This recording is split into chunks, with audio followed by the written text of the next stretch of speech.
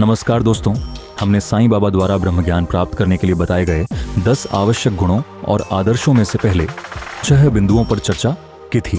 अब आगे के 4 बिंदुओं यानी 7 से लेकर 10 तक की चर्चा हम आज के इस वीडियो में करेंगे।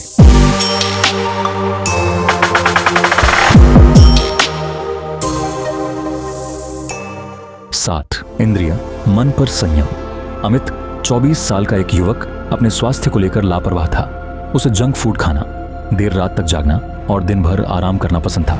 इस वजह से उसका शरीर कमजोर हो गया और वह अक्सर थका हुआ महसूस करता था। एक दिन उसने महसूस किया कि इस तरह की जीवन शैली उसे केवल बीमारियों और समस्याओं की ओर ले जा रही है। तब उसने यह समझा कि उसका शरीर एक रथ की तरह है। अगर इस रथ को सही दिशा में ले जाना है तो उसे अपने मन और इंद्रियों को नियंत्रित करना होगा। उसने अपने दिमाग को सारथी बनाते हुए एक नई दिनचर्या बनाई। अमित ने जंक फूड को छोड़ दिया और संतुलित आहार अपनाया।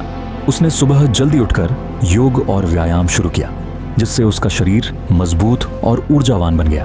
अमित ने अपनी इंद्रियों पर नियंत्रण पा लिया और अपने मन को शांत और स्थिर बना लिया।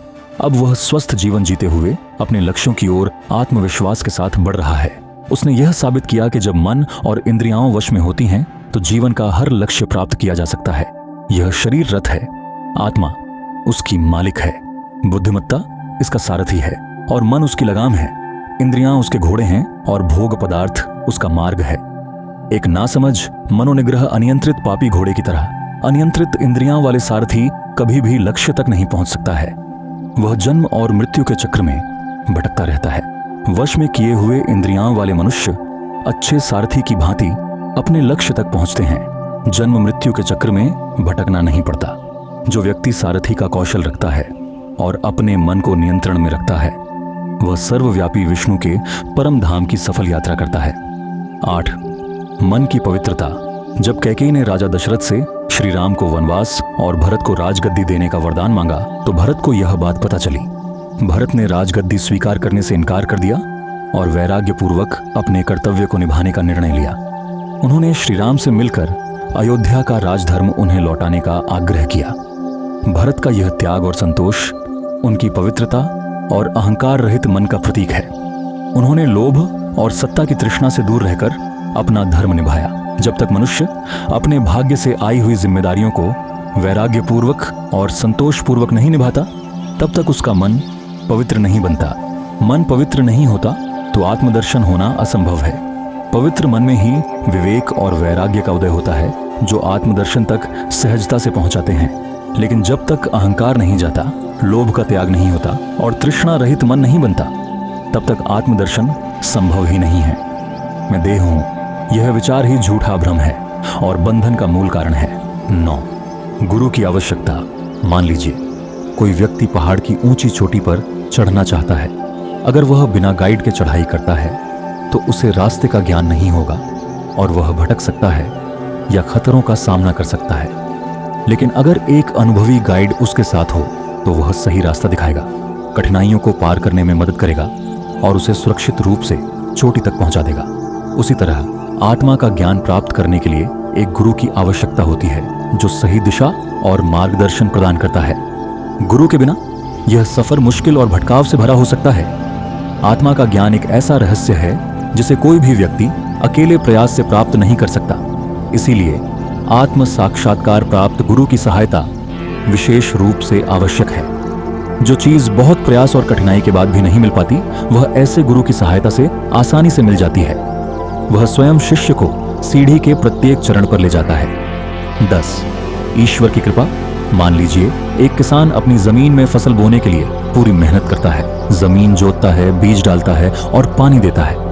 लेकिन अगर समय पर बारिश न हो तो उसकी सारी मेहनत व्यर्थ हो सकती है। बारिश किसान के प्रयासों को सफल बनाने के लिए आवश्यक है।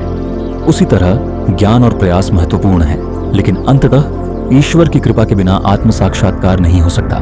जब भगवान प्रसन्न होते हैं तो वह वैसा ही है जैसे समय पर बारिश हो जाती है और फसल लहलहा उठती है। ईश्वर की कृपा से आत्मज्ञान स्वाभाविक रूप से प्राप्त हो जाता है। अंततः ईश्वर की कृपा आवश्यक है। जब भगवान किसी पर प्रसन्न होते हैं तो सबसे पहले उसे ज्ञान और वैराग्य देते हैं, फिर उसे संसार सागर से मुक्ति देते हैं। कठोपनिषद में कहा गया है, कि आत्म साक्षात्कार वेदों के अध्ययन से, बुद्धि से या अन्य किसी ज्ञान से नहीं होता। जिस पर भगवान की कृपा हो जाती है उसके लिए यह सब सहज हो जाता है। परमात्मा उसे अपना स्वरूप प्रकट कर देते हैं। यह समझाकर साईं बाबा ने धनी व्यक्ति से कहा, भाई, तुम्हारी जेब में 50 पंचम अर्थात 250 रुपये के रूप में ब्रह्मा है, उन्हें निकालो। उन्होंने नोटों का बंडल निकाला। उसने जेब से नोट निकाले और उन्हें गिना। उसमें 10-10 के ठीक 25 नोट थे जो 250 रुपये के थे। वह बाबा की ऐसी सर्वज्ञता देखकर आश्चर्यचकित हो गया और बाबा के चरणों पर गिरकर आशीर्वाद मांगने लगा। साईं बाबा ने कहा, अब अपनी ब्रह्म रूपी गठरी बांध लो। लोभ और ब्रह्म ये दोनों एक साथ नहीं रह सकते। लालची व्यक्ति के पास न शांति होती है, न संतोष, न दृढ़ संकल्प। जो मनुष्य सदैव इंद्रिय विषयों में लीन रहता है तथा अहंकार से भरा रहता है, उसके लिए गुरु की शिक्षा भी व्यर्थ है। मन की पवित्रता विशेष रूप से महत्वपूर्ण है। इसके बिना हमारे सारे आध्यात्मिक प्रयास व्यर्थ हैं। अंत में साईं बाबा ने सभी को संबोधित करते हुए कहा, यदि तुम लोग मेरी यह शिक्षा ध्यानपूर्वक सुनोगे तो तुम्हें अवश्य लाभ होगा। मैं इस गुहार कामई में बैठकर कभी झूठ नहीं बोलता। जय साईं राम। धन्यवाद। फिर मिलेंगे अगले वीडियो में।